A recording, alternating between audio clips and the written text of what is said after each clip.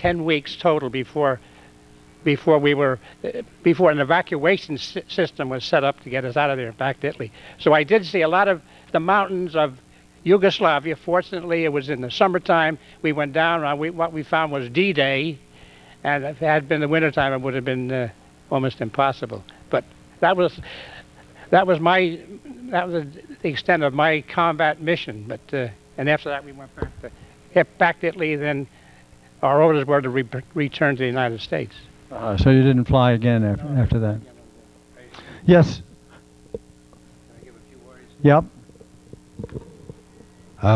As I mentioned before, I started this thing for you guys. I was at Pearl Harbor on December the 7th. In fact, I was in a flight between Midway and Pearl Harbor, attacked by Japanese aircraft, went back into Midway, was attacked by two destroyers that blew our hangar off. Then went back to Pearl, flew all night, went back to Pearl, and when I got there, I stopped for a moment and saw the Arizona sinking, saw the California sinking, and with the 3,000 guys that we lost there, I stand in awe, and I pray for all those boys. Okay, one sec. We're going to interconnect right now with Cablevision at Riverhead, so we're going to start a little thing over again just for them. Also, this program has been programmed and broadcast live throughout the entire East End by WWII. That's channel 58. And now, are we hooked up yet? Victor, Chris, yes, no, 1, 2, 3. All right. So I just want to give them a lead-in when that happens. I think it's been actually great. All of you guys, and if we dream up some more stories, because we have another hour to kill here, and can we do it? Do you think? Can we do it? Yeah. So, all right. Not yet. What's going on here? Shall I get another story going, or what? Speak up. Okay, well, let's pretend we are, and if they're not, they're late. Okay, this is Channel 27 in East Hampton, LTV, and we're here with, we're here with 40 or more aircrew members who earned flight pay during World War II, and we've got really a wonderful composite of guys. I had no idea that this many Air Corps people here, and I'm really kind of thrilled that it's happening. Channel 27, community access for the East End of Long Island, and I'm Frazer Dougherty. Joe had his hand up here. Yeah, I got it, Joe. On a very much more light note, I don't know how many of you fellows remember when you got a raise in rank, but my recollection was quite vivid. We had a Civil Air Patrol pilot that was ferrying over the C-47s from the States, and we were doing 100-hour inspections before we let them go into service. And the Civil Air Patrol pilot insisted on coming up for a checkout ride, and our commanding officer, the CO of the base, was showing off and coming back into the base. He decided to buzz the field, and he knocked the top off the flagpole. We had a wooden flagpole, and a piece about 6-8 inches was embedded in the wing. Problem was that he tore up the de-icer boots, and they wouldn't let the plane fly across the hump at that time without the boots. And he said to me, at that time I was engineering officer, he said, can you get this thing fixed? I said, well, maybe. And we requisitioned the necessary parts. Meantime, the plane stayed out of service, and we got all kinds of calls, why isn't the plane in service? Finally got it fixed, put it back in service. Next time they put up the ranks, I got my bar, silver bar. You reminded me of something, and it just flew out of my head. David Charney, you've got some nice pictures here. So you haven't said anything, have you yet? No, I don't have to say anything. No, I'll just show pictures. Show us that good-looking picture of you. God, he's a movie star. Thanks a lot. Anybody else got something going here? Here we are, Mario. One thing I Look at his necktie. Will you? Oh, thank you. I've got a couple of pictures here. I want to talk about that and a recent reunion at Reno between the people that were at Kaneohe and December 7th, 1941, and we had a wonderful time. We had a wonderful time. The only problem with it was that this is what I looked like back in the time when the war started, and I've known that I've grown older. I see myself in the mirror every day, but it kind of is gradual. Now, I hadn't seen the rest of these guys since 1942, I think. They look terrible, didn't they? Well, I walked into that conference room at the Sands Regency in Reno, and I saw guys with canes and wheelchairs and walkers, and I didn't recognize anybody. And I mean, you understand, they were all kids when we parted. So it was a little bit discouraging to sit at the dining room table and be hearing about which HMO do you belong to, and where do you get your prescriptions, and I you know, it really tore me up. And they were all very surprised that I still had just passed another flight physical, that I had just renewed my instructor certificate, and I was still flying, and I couldn't believe it. So that was that story. It was a little bit sad. The other thing that I wanted to talk about was PBYs had 14 hours of fuel aboard, 1,400 gallons. We burned 48 gallons an hour per engine, and figuring the takeoff and the climb and everything, it averaged out 100 gallons an hour. And we used to fly 1,400-mile missions, 700 out, well, 1,450. 700 out, 50-mile dog leg, 700 back. And this was on patrols. So fuel got to be real critical, and the way we managed it was instead of going from auto rich to auto lean, we would go to manual lean. It was somewhere between auto lean and idle cutoff, and the flight engineer had to sit there and monitor head temperatures and keep the cowl flaps open and everything else, so we could cut the fuel consumption by a couple of gallons. Anyway, we got back from one of these missions. We're landing at Kaneohe Bay, and we were flying boats. Didn't have any amphibious gear at that time. And the procedure was to come perpendicular to the ramp, and one guy on the ramp would hook a line into the wingtip float. There'd be a swimmer in the water, hook a line on a tail, another swimmer in the water, hook a line on the other wing. But as soon as that one guy on the ramp got a line hooked into the wingtip float, we'd use the annunciator lights to the flight engineer up in the tower and say, cut engines. And on this one flight, annunciator lights, cut engines, he reaches up to get the mixture controls and cut them, and the engines died. Never touched them at all. So that was cutting it close. Say that again. I once, we went, one of our later missions went to New Ireland, which is on the other side of New Britain, on a mission, and it was supposed to be a milk run. So everybody went, the intelligence officers and the cook and the whatever, they all decided that they'd go. Well, it was the worst mission we ever had. 11 airplanes were shot down. And actually a PBY came along and picked up all 11 crews, which is about 60 people. Now, is that possible? Yeah. And that guy got the Congressional Medal of Honor for doing that. Have you ever, did you know that, hear that story? Was that anything that you knew? Anybody here know anything about that story? Is it true? It's a big lie, maybe. Okay. How about 60 people, can you imagine?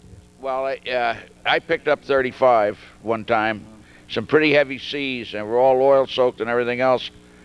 But we landed, started picking people out of the water. One of the crewmen in the port waist had the blister open, And he sees a guy floating in the water with a K-Poc life jacket, and he grabbed him by the hair to lift him out, and all he had was the shoulders.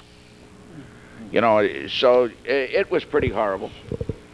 One of the things that's local that might interest people is that during World War II, the Navy had a torpedo testing set up in Montauk. They had shipped the torpedoes in at vast warehouses, the site of the old fishing village, and a large barge out in Fort Pond Bay. After they had fooled with the gyros and so forth on the torpedoes, they would move them out to that barge and then test shoot them into the Sound. And there was a fleet of airplanes up on the west side of Fort Pond. There was a big hangar, and they would trace them. Well, I hope that none of the people who were involved in that were involved in any of the torpedoes that went into Chihuahua, because 14 torpedo bombers went in there, and only 6 had live torpedoes. Anybody a torpedo pilot or on a crew? That's something I never scared the heck out of me. The worst thing that I ever did, the most scared I think that I ever was at Mitchell Field, where things were quiet and peaceful. I was permitted to fly anything that was on the base, and so one day I'd flown everything except a P-47, and to me a P-47 was a scary-looking machine. It was so big and everything like that. So I finally decided that I would do it. And I have never, ever been so scared in my life as taking off in that P-47. I was so scared that I landed, got out of the airplane, and got back in it and took off again. Because, you know, when you fall off a horse, somebody... Frazer, we had an expression that any mission you came back from was a milk run. Anyone you walked away from. But we had operations in the fall of 1944 in Italy that were called lone wolf missions.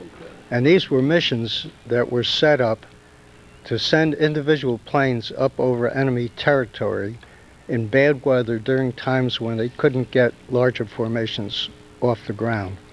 And all of our operations of B-17s were designed to be used with large formations. And all of a sudden we found individual planes flying up over cities like Vienna, serious targets up in Austria, Germany, and so forth.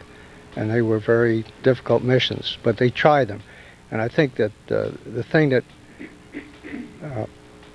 I think about occasionally is the fact that we tried everything, no matter what it was designed for. They forgot about that when they had to, like the B-25Hs that had the 75mm cannons on, the gun pods and so forth, where they converted medium bombers to strafers, low altitude, even though they were designed for high altitude. So that was what I wanted to say about that. Yeah, and actually, in the strafing, our strafing runs really were kind of scary flying experiences, because we would fly to a mission in a normal formation, and then when we got to the target, in a squadron there are 12 planes, are there, or 15, or roughly 12 to 15 planes. We flew abreast across the target. I mean, you know, wingtip to wingtip. Everybody got out. I mean, that in itself, it did some kind of a turn, and in the middle of the turn, the guys on the outside sped up, and when you got to the target, there were 14, 15 airplanes flying abreast, shooting their guns and dropping bombs at 50 feet. It was, I mean, it's a wonder you just didn't fly into your neighbor.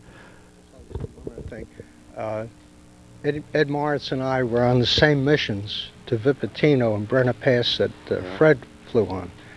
Yeah. Did you know that? You didn't know that until today? We were on the same tour of Europe. You know, it wasn't Cook's, but it was still a good tour. We have yes, Percy. You spoke of being afraid of the P-47. Well, my commitment to go to Europe in the P-4, to fly P-51s, which I could just taste that was the best airplane. And they started ferrying out all the P-40s, and they brought in these P-47s. And one of the instructors, Captain Wisniewski, was going to show us how he flew the P-47 in Europe and how safe it was. and he tried to make one of those 360s within the parameter of the airport like we used to do with the P-40s. And he splashed at the end of the runway and broke everything on the left side. So my experience with the P-47 later on, after I got to fly it, and I understood that after 10,000 feet, you were cool because you could put the blower on and you were superior. Well, we were up for gunnery out of Waldoboro, South Carolina one day, and two guys go in to fly on the target, and the other two guys just fool around on the side before they're called in to shoot. And I rolled this P-47 over, and I didn't have the oxygen mask plugged in, and I smelled this gas. And I rolled back over, and I looked down, and in my feet was about 2 inches of gasoline in the cockpit. Immediately, I plugged in full oxygen and called the airport. Said, I got a little problem here. I got gas in the cockpit. Well, this 100-octane gas. This guy says, what, you know, he was shocked too. And he said, well, I'll give you a vector, because there was no radar back there. And we took the wind vector and headed back to the airport, and they were going to head me straight in. And I looked down at the end of the runway. There was the meat wagon and all the and this guy said, don't open the cockpit, you know, be sure not to, because the vapors from that, if I open the cockpit, then the exhaust would just blow it up in the air. So I'm going back to the field, and to end the story, I made a successful straight-in approach, landed the thing. He says, easy 19, pull over to the side, don't come up on the apron with the plane. And he's instructing me to shut off the engine now and sit there, don't open it yet, you know. So I sit there a minute, I'm calm, you know, because we're in training to go through these emergencies and do the procedure that you're supposed to do to save yourself. And when I finally opened that cockpit and got out of that plane, must have been about 3 seconds, I was over about 50 feet away looking at the plane, and that's when my knees started shaking. But P-47, that seam had opened up in that wing tank, and that's a pretty frightening experience. Another P-47. Anybody else? We got. I've heard a number of the guests here who have made emergency parachute jumps. I made one myself, and I think I could be criticized for my gross stupidity. I had flown PBMs. Who was it that flew? Yeah, I'd flown PBMs, and the war was over. We were assigned to Pensacola for further reassignment, but we needed flight time. So a fellow by the name of Joel and I got into an N2S Stearman to do some aerobatics. And the loop was not bad. The fact that I almost destroyed a flight of SBD Dauntless dive bombers has nothing to do with the story, but it may have something to do later on. The next maneuver was a slow roll, and of course the nose went through the horizon, and as every good pilot knows, forward stick to keep the nose up.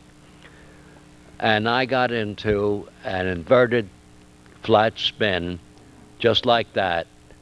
And the N2S Stearman, I think everybody knows, is an open cockpit airplane. And I unhooked my safety belt, fell free of the airplane, pulled the ripcord, looked at it, pulled it smartly. I was at about 1,000 feet then. The fellow who was sitting in the front seat landed in a cow pasture, hailed me to get into the airplane. It was a funny, funny story. Needless to say, we endured a court-martial, not a court-martial exactly. The captain of the base at Pensacola enumerated what we did that was incorrect. And I flew back without a parachute. Now that's a no-no under any circumstances. I put it in the baggage compartment. So he enumerated that. And the thing that I had to do was to buy the parachute rigger a bottle of booze. I think it's customary. And I was thinking about 3 feathers or 4 roses, so I knew he was from the state of Georgia, so I got him a bottle of Southern Comfort. Then came the proposed court-martial, and the captain said, "Get out of here." He enumerated what we didn't do and what we did do. If only, does everybody know about Kelly Flynn? She was the Air Force woman pilot of a B-52. Co-pilot. Co-pilot, yeah. If her captain, her commanding officer, had the same kind of sensitivity and sense as my CO did, she wouldn't be in that position. I blame the lawyers for not making a better deal. Making a motion addressed to the complaint itself would have been the answer. Taking it up to the U.S. Supreme Court would have been the answer to let Kelly, First Lieutenant Kelly Smith, emerge from the service intact, emotionally intact. That's about it. I like the story. It's a funny story. If I didn't bail out, we both would have landed inverted, for the reason that we were improperly balanced. There was too much gravity aft. That's a Navy term. I didn't know where aft was, so. Actually, I got court-martialed once. Also, we were on a training mission, and it was practically the only time that I flew as a co-pilot in a B-25. And I had this hotshot instructor who was the pilot. And so we were on some kind of a training mission to go bomb Florida or something. And so we took off with a full load of fuel. No machine guns in the nose of this. This was just a training plane, but it was full of fuel. And we were barreling down the runway, and he turns to me and yells, "Wheels up!" That's what I thought he yelled anyway. And you're not supposed to talk in the cockpit. You're supposed to give hand signals. And I said, I leaned over to him and said, "What did you say?" And he said, "Pull the wheels up." And so I said, I looked out the window and I said, "Well, all right, I'll pull them up." These instructors were so good that they like to pull the wheels up and fly off that way instead of getting up and then pulling the wheels up. So I pull the wheels up, and of course the plane settles down and the propellers nick on the concrete and sparks are flying and the plane is full of fuel and a full crew. And we come to a gliding stop and all jump out of the plane. And I was court-martialed for we were all court-martialed. He was sent away and I was court-martialed for doing something dumb. And it was dumb. He said, what he said was, pull the flaps up, or lower the flaps or something. I don't know what he said, but anyway. I learned a lesson. Frazer, if I may, Eddie and I, when we were driving over here this morning, we were talking about the fact, how come we're still here? And we were thinking back, I'm sure it's happened to every one of us at one time or many times. For example, on my solo flight in the P-38, I'll never forget it. All right, what we had to do was we'd fly around, take off, fly around. We're all by ourselves. First time you're in the airplane, there's no guy flying with you. And coming in for a landing, we came down over the runway, combat landing, peel up like that, drop your flaps, and lower your gear. And I'm coming in, and I'm pulling back on the wheel, and she's not responding. And I'm going to go right in. And it wasn't until the last second I pulled back on my trim tabs, because all the weight is in the nose. Pulled back on my trim tabs, and I came down. I smacked the dirt right before the runway, bounced into the air, little throttle, and settled down. Now, how come? There was something there, and for every one of us, we've all had experiences where in 1 second we could have been dead, and we lived through it. And there's no question about who that person was sitting by our side. Dumb luck is what I say. I would say training. Training and dumb luck. Right. Regards to Yes, sir. One sec, Mario. My name's Paul Sauer. I was a seaman apprentice in the Navy, and when the war ended, I left the Navy in 1948, a seaman apprentice. I had a wonderful career. But anyway, I asked Albert Orcino to join us here today, and coming over, we chatted a bit about his 13 months as prisoner of war. I think we're going to have to prod him, but I think he'll have some interesting story to tell you. Albert. Albert, come on. Loosen up. What do you want? Whatever. But so you were shot down. You were shot down in what kind of a plane? B-17. We were shot down, and our last mission, I was all packed and ready to come home, but we didn't make it. So they captured us. I landed in a tree, and two old farmers come out with a shotgun to get me down off the tree. So I behaved, and they took me in the village, and then the cops, showed up, Marines, and they took me in charge, and they marched us in, questioned us and everything, and I wouldn't answer the questions, but they answered them for me. They knew more about the answers than I did, and they told me my pilot's name and everything, and I played dumb. Well, they sent me and put me in a train. They sent me to Austria, and we were in the camp there for 13 months, and they wouldn't feed us nothing, hot water in the morning, but thank God we got the Red Cross parcels, and they kept us alive. So after that 13 months, the Russians stopped moving in, capturing the city, so they marched us out. The Germans marched us out, and we marched for 15 days across Austria towards the American lines. We finally got there. They turned us over to the American troops and shipped us to France and shipped us home. I was glad to be there. I'll bet you were. Fortunately, the people who got shot down in New Guinea, it was very difficult because there was no really rescue there at all in the jungles of New Guinea. Anybody else got something? Here we are. You know what I think makes this group unique is the fact, and I think they'll bail me out, is you probably had more experiences with